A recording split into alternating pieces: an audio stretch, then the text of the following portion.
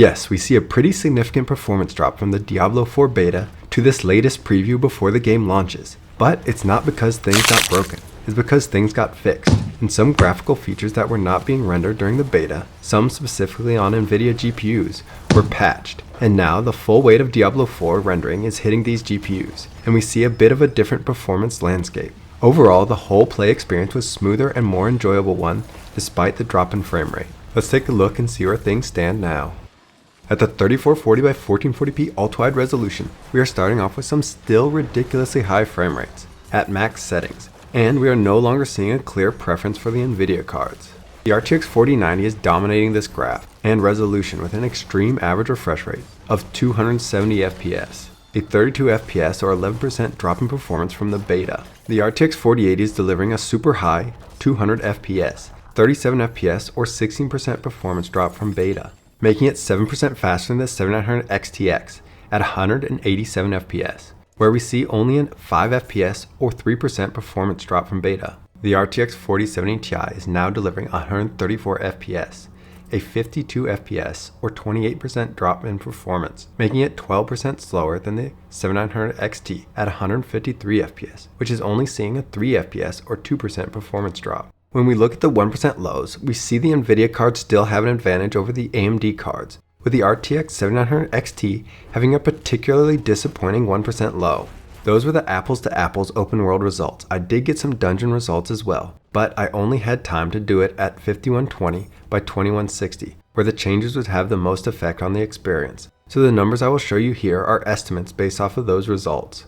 I tested several dungeons and they all seem to have about the same performance penalty. The RTX 4090 loses about 10% going from open world to dungeon, and the 4080 and 4070 Ti lose around 20% or so. And the 7900 XT and XTX lose about 15% or so in going into a dungeon. Even with the drop in performance, all the frame rates are still quite good. Next, we look at the 3840 by 1600p ultra-wide resolution. Again, we see the 4090 dominate with a super high refresh rate of 235 FPS, a 33 FPS or 9% performance dip.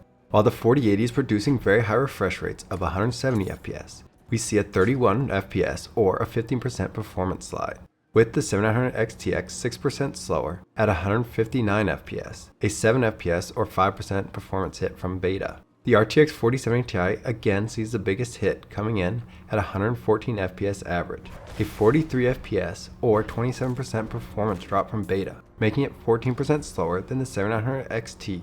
And it's 132 FPS average, only 6 FPS or 4% slower than the beta performance. When looking at the 1% lows, we see only the 4090 and 4080 above 120 Hz, while the 3 other cards are struggling in double digits.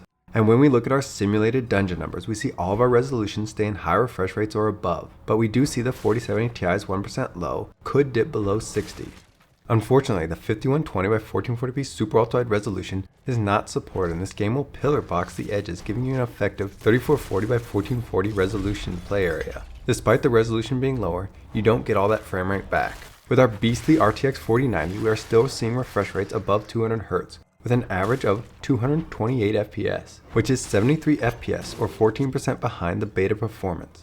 The RTX 4080 is achieving an average refresh rate of 161 FPS, a 35 FPS or an 18% performance drop from the beta, making it now only 8% faster than the 7900 XTX, and its 149 FPS average, 8 FPS or 5% lower performance than we saw at the beta. The 4070 Ti takes a hard hit again, shedding 44 FPS to deliver 107 FPS average, a 30% performance drop from the beta, while the 7900 XT, which is now getting 125 FPS, a loss of 7 FPS or a 5% performance drop, is now 17% faster for the average. When we look at the 1% lows, we see the 4090 and 4080 still above 120 FPS, but the 4070 Ti, the 7900 XT, and the XTX are merely in the high 60s. And when we look at the simulated dungeon numbers, we see most of our resolutions staying in high refresh rates or above. We now see the 1% lows of our sub $1,000 cards dip below 60.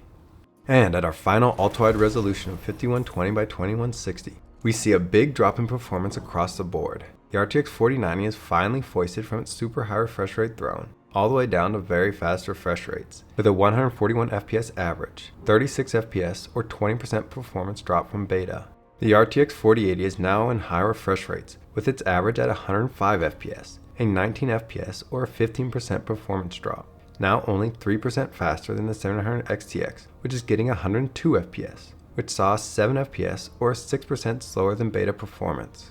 The RTX 4070 Ti is now delivering 70 FPS, which is 28 FPS or 29% lower than the beta performance, while the 7900 XT is getting 84 FPS, a 6 FPS or 7% slower performance than beta, making the 700 XT 20% faster.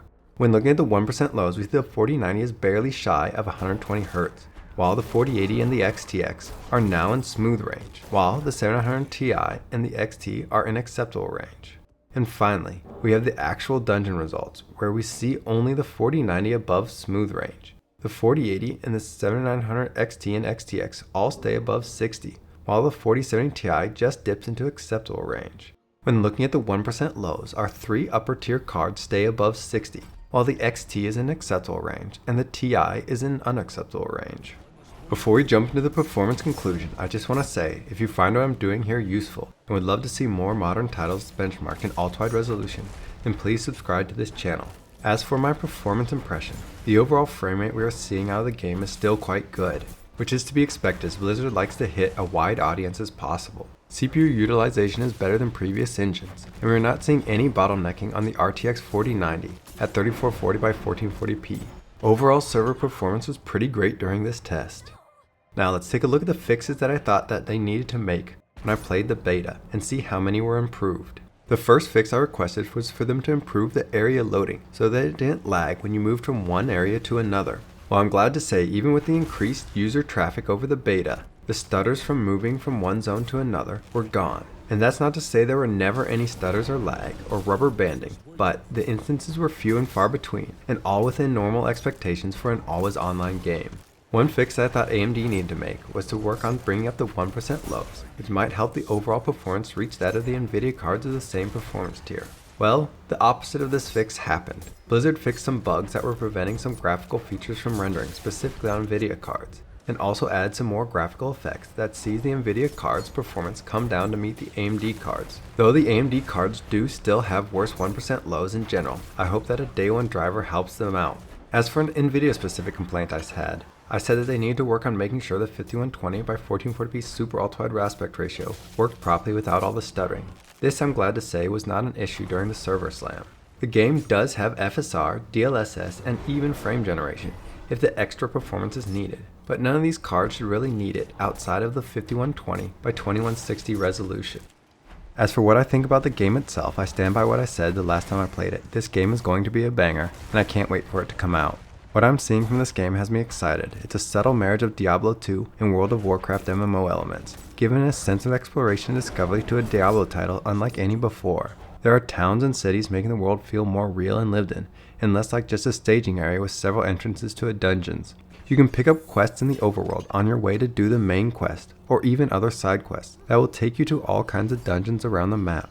The talent tree is interesting and dynamic, and while I haven't been able to use it, the Paragon system looks fascinating. This time around I didn't get to see any more story, since everything started from zero, and I lost a lot of testing and playtime thanks to it coming out over Mother's Day weekend, so all my time was devoted to benchmarking.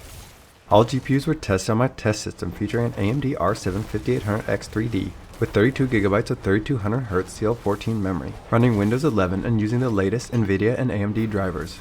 Thank you for watching. If you like ultra-wide content and want to see more of it, please subscribe. And if you'd like to help this channel out in other ways, you could use the links in the description to purchase one of the GPUs talked about in this video. If you want to check out other modern games that I have benchmarked, you can check out this video here. Or if you want a deep dive into the performance of one of the cards you've seen in this video, you can check that out here. Thank you and have a great day.